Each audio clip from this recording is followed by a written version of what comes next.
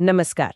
आज हम भारतीय रेलवे में एक अहम अवसर पर बात कर रहे हैं। आरआरबी मतलब रेलवे रिक्रूटमेंट बोर्ड की सेक्शन कंट्रोलर 2025 भर्ती पर हमारे पास जो जानकारी है उसी के आधार पर बात करेंगे। जी हाँ।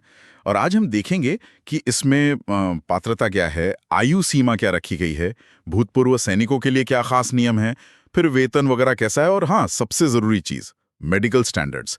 इन सब पर थोड़ी गहराई से बात करेंगे। बिल्कुल, क्योंकि ये छोटी छोटी डिटेल्स ही कई बार बहुत मायने रखती हैं। तो चलिए शुरू करते हैं। सबसे पहले पद कितने हैं? जानकारी के मुताबिक सेक्शन कंट्रोलर के कुल 368 पद हैं। ये अलग अलग रेलवे जोन में होंगे। हाँ, 368 पद। संख्या ठीक ठाक है, पर जैसा आपने कहा, मुकाबला तो रहेगा। सही। अच्छा, अब ये बताइए कि पढ़ाई लिखाई मतलब शैक्षणिक योग्यता क्या चाहिए इसके लिए? देखिए, यहाँ एक दिलचस्प बात है। जी। इसके लिए किसी भी मान्यता प्राप्त यूनिवर्सिटी से किसी भी स्ट्रीम में ग्रेजुएशन की डिग्री काफी है। किसी भी स्ट्रीम में मतलब आर्ट्स, कॉमर्स, साइंस, इंजीनियरिंग, कोई भी ग्रेजुएट चलेगा? हाँ, बिल्कुल, यही इसकी खास बात है। इससे बहुत सारे उम्मीदवार इसके लिए पात्र हो जाते हैं। लेकिन हाँ, इसका मतलब ये भी है कि कंपटीशन वो भी बढ़ जाएगा, क्योंकि हर तरह के बैकग्राउंड वाले लोग अप्लाई कर सकते हैं। समझ गई, ये तो है। अच्छा, अब उम्र का क्या हिसाब है? एज लिमिट क्या है? इसके लिए कट ऑफ डेट है 1 जनवरी 2026। उस तारीख को न्यूनतम उम्र 20 साल होनी चाहिए हम्म। और अधिकतम 33 साल। हम्म। ये काफी स्टैंडर्ड एज ब्रैकेट है सरकारी नौकरियों के लिए। ठीक है। और वो भूतपूर्व सैनिकों, एक सर्विसमैन के लिए भी कुछ छूट की बात थी, वो क्या है? हाँ, एक्सएसएम उम्मीदवारों के लिए आयु में छूट है। इसको थोड़ा ध्यान से समझना होगा।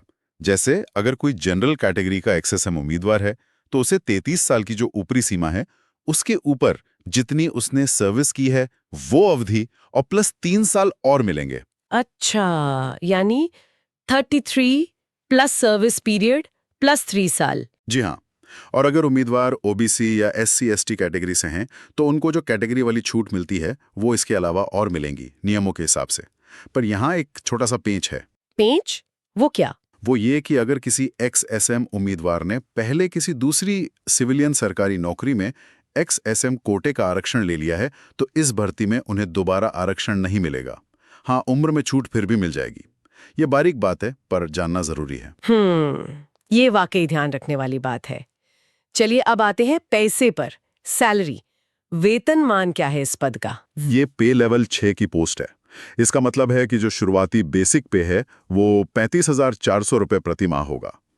लेवल 6 एक काफी अच्छा शुरुआती लेवल माना जाता है। 35,400 बेसिक, लेकिन इसके ऊपर भत्ते वगैरह भी तो जुड़ते होंगे ना? अरे बिल्कुल, बेसिक पे के ऊपर महंगाई भत्ता यानी डीए, फिर एचआरए यानी मकान किराया भत्ता, जो शहर के हिसाब से कम ज्यादा होता है, और रेलवे के अपने दूसरे अलाउंसेस भी होते हैं।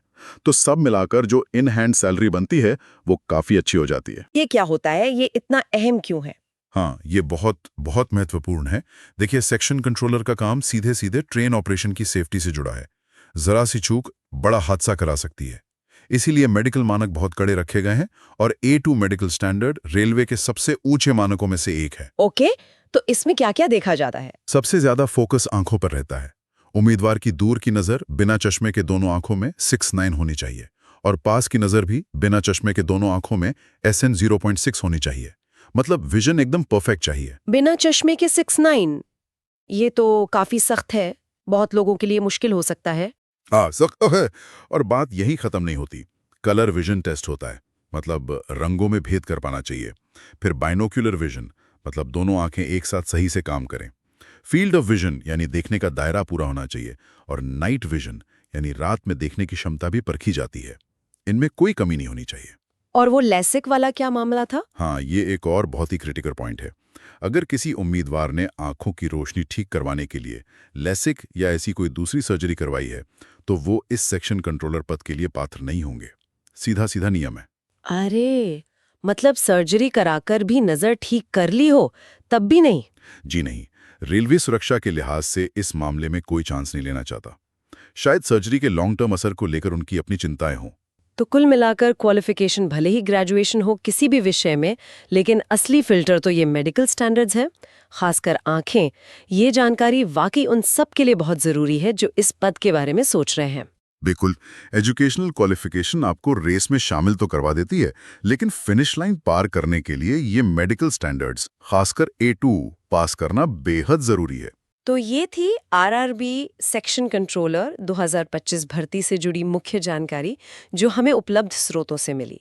एक तरफ तो कोई भी ग्रेजुएट अप्लाई कर सकता है, पर दूसरी तरफ इतने कड़े मेडिकल नियम, खासकर A2 स्टैंडर्ड। हाँ, और ये बात हमें सोचने पर मजबूर करती है कि रेलवे जैसे संगठन में जहां सुरक्षा ही सब कुछ है, वहां अलग-अलग भूमिकाओं के लिए कितने सोच समझकर और कितने विशिष्ट शारीरिक मानक तय किए जाते हैं। ये सिर्फ नियम नहीं है, ये इस पूरी व्यवस्था की रीढ़ है जो रोज लाखों लोगों को सुरक्षित मंजिल तक पहुंचाती है। सही कहा। ये मानक सीधे तौर पर ऑपरेशनल सेफ्टी से जुड़े हैं। चलिए, आज की इस गहरी पड़ताल को यहीं रोकते हैं।